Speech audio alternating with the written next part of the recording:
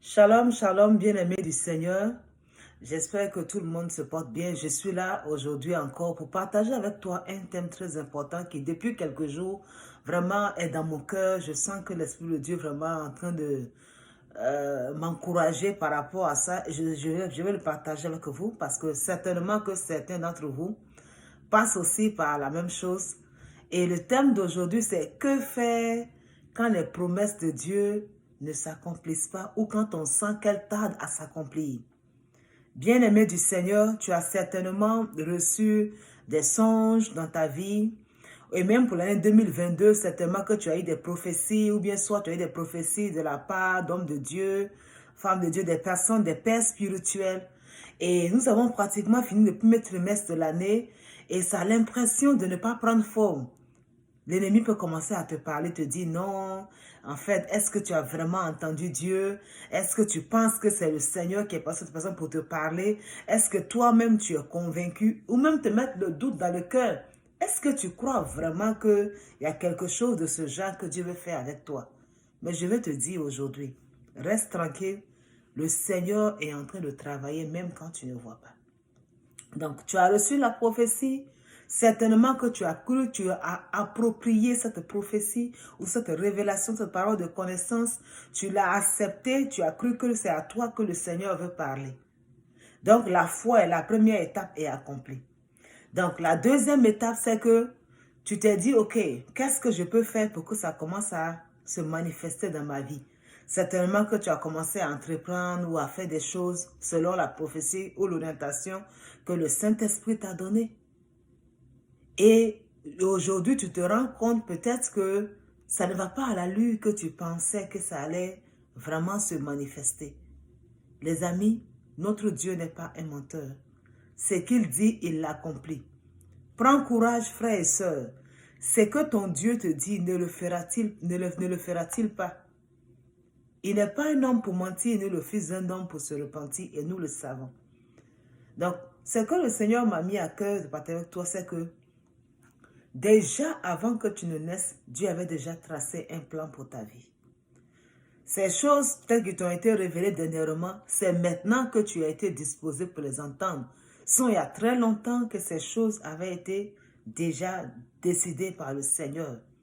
Il le dit, depuis le sein de ta mère, je t'ai choisi. Et si Dieu a un plan pour toi depuis le sein de ta mère, ça veut dire que ce n'est pas aujourd'hui que cela a été initié. Je te rassure que ça a été déjà écrit c'est déjà écrit dans le monde spirituel. La question c'est comment l'amener à s'accomplir dans le physique. Comment rendre ces choses qui sont invisibles, comment les appeler comme si elles étaient visibles. Donc pour cela, je vais t'encourager avec ce verset de 2 Corinthiens, le chapitre 1, à partir du verset 7, qui nous dit « Nous prêchons la sagesse de Dieu, mystérieuse et cachée, que Dieu, avant les siècles, avait destinée pour notre gloire. » Vous voyez, avant les siècles, avait destiné pour notre gloire. Il y a une sagesse, c'est-à-dire que Dieu, il le promet, mais pour voir l'accomplissement, on doit pouvoir quelque part connecter avec cette sagesse divine. Parce qu'il est dit que c'est cette sagesse que Dieu a destinée pour notre gloire, pour nous glorifier. Parce que l'Église doit se lever et l'Église doit pouvoir régner. Et cela n'est possible que par la force du Saint-Esprit, que par la sagesse divine. Donc, c'est le plan de Dieu que l'Église se lève. C'est le plan de Dieu que chaque enfant soit prospère et domine selon le secteur dans lequel Dieu l'a appelé. Et cela est clair à partir de ce verset 7. Au verset 8, la Bible nous dit « Sagesse qu'aucun des chefs de ce siècle n'a connue. Car s'ils l'eussent connu, ils n'auraient pas crucifié Jésus-Christ, le Dieu de gloire. » Donc, ce monde ne connaît pas cette sagesse. Verset 9.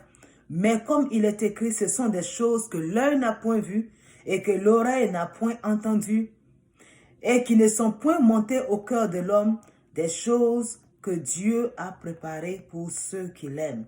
Dieu nous les a révélées par son esprit. Frères et sœurs, retourne à la connexion avec le Saint-Esprit. Il nous l'a révélé par quoi? Verset 10. Il nous l'a révélé par son esprit. Dieu a déjà mandaté, il a déjà écrit ces choses. Il a dit qu'elles vont arriver dans ta vie.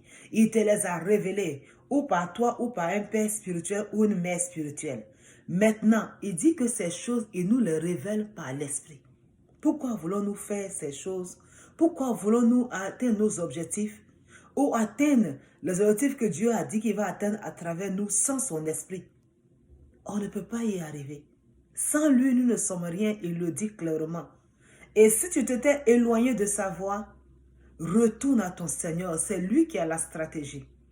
Aie foi que s'il l'a promis, il le fera. Aie foi qu'il a prévu une stratégie par laquelle tu vas pouvoir, ton esprit va recevoir et percevoir la stratégie par laquelle tu passeras pour que toutes ces choses deviennent réalité. Parce qu'il le dit clairement, Dieu nous les a révélées par l'Esprit. Car l'Esprit sonde tout, même les profondeurs de Dieu.